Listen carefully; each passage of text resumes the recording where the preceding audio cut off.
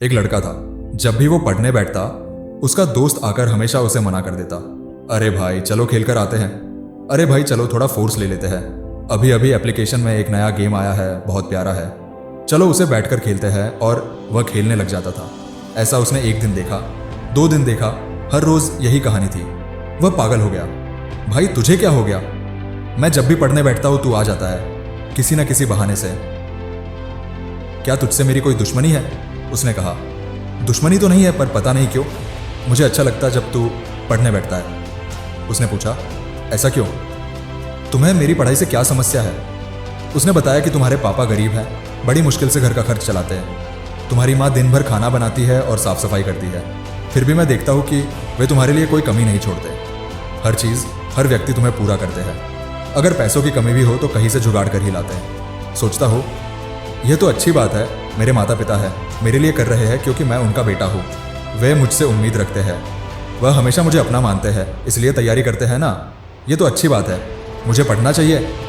लेकिन वह कहते हैं, खबरदार जो मेरे सामने पढ़ाई की, तुम्हें बिल्कुल पढ़ने की ज़रूरत नहीं है। यार क्यों हमेशा पढ़ाई करता रहता है? जब देखो पढ़ाई ही करता है। सुबह पढ़ाई, शाम को पढ़ाई, और भी चीज़ें होती है ज़िंदगी में। ऐसे थोड़ी पढ़ाई करते रहते हैं बार बार। यह सुनकर उसे गुस्सा आ गया। वह बोला, यार तू क्या करता रहता है? कैसी बातें कर रहा है? ये क्या तरीका है? तू दोस्त है या दुश्मन? जब भी मैं पढ़ने बैठता हूँ कहीं से आ जाता है और हमेशा मुझे डिमोटिवेट करता है। ऐसा क्यों? क्यों? सच बताओ, तू कौन है? लड़का 2 मिनट तक चुप रहता है, फिर कहता है, मैं तुम्हारे अंदर बैठा तुम्हारा मन हूँ। वो बहाने हो जो तुम खुद को देते हो। यह मन तुम्हारे अंदर ही नहीं, हर लड़के के अंदर है जो पढ़ाई के लिए बैठता है और उसे उठाता है। या वह जो जागने में देर करता है, जिसके पास जिम्मेदारी और सपने हैं, वह हमेशा मन की बातों में उलझ जाते हैं और भटक जाते हैं। यकीन करो, वह लाख कोशिश करते हैं लेकिन पढ़ नहीं पाते, चाहते हुए भी, क्योंकि मैं सभी का दुश्मन हूँ।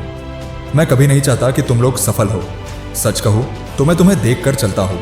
मुझे बर्दाश्त नहीं होता कि तुम लोग दिन भर मेहनत करते हो। मैं चाहता हूँ कि तुम खेलो, मस्ती करो और दूसरी चीज़ें करो, क्योंकि मुझे तुम्हारी सफलता से नफरत है। मैं चाहता हूँ कि तुम बेकार बनो, मैं चाहता हूँ कि तुम बेफिक्र इंसान बनो, लेकिन पढ़कर ऐसा नहीं कर पाओगे। बेटे को बात समझ में आती है और वह कहता है, अगर ऐसी बात है तो तुम यहाँ से चले जाओ। वह कहता है, मैं फिर आऊँगा, और बेटा बोलता है, चले जाओ यहाँ से। वह कहता है, मैं बार बार आऊँगा। फिर कहता है, तुम यहाँ से चले जाओ और खबरदार जो यहाँ आए। वह कहता है, मैं फिर भी आऊँगा। ऐसा करते करते लगभग 10 मिनट तक दोनों की लड़ाई होती है, लेकिन अंत में उसकी जिद, उसका पागलपन, उसका जुनून, उसका सपना जीत जाता है और वह फिर से पढ़ाई करने बैठ जाता है। यह कहानी की छवि भी है, लेकिन इसे खुद से जोड़कर देखेंगे तो यह सच है। हम खुद को संभाल नहीं पाते और गलत दिशा में भटक जाते हैं।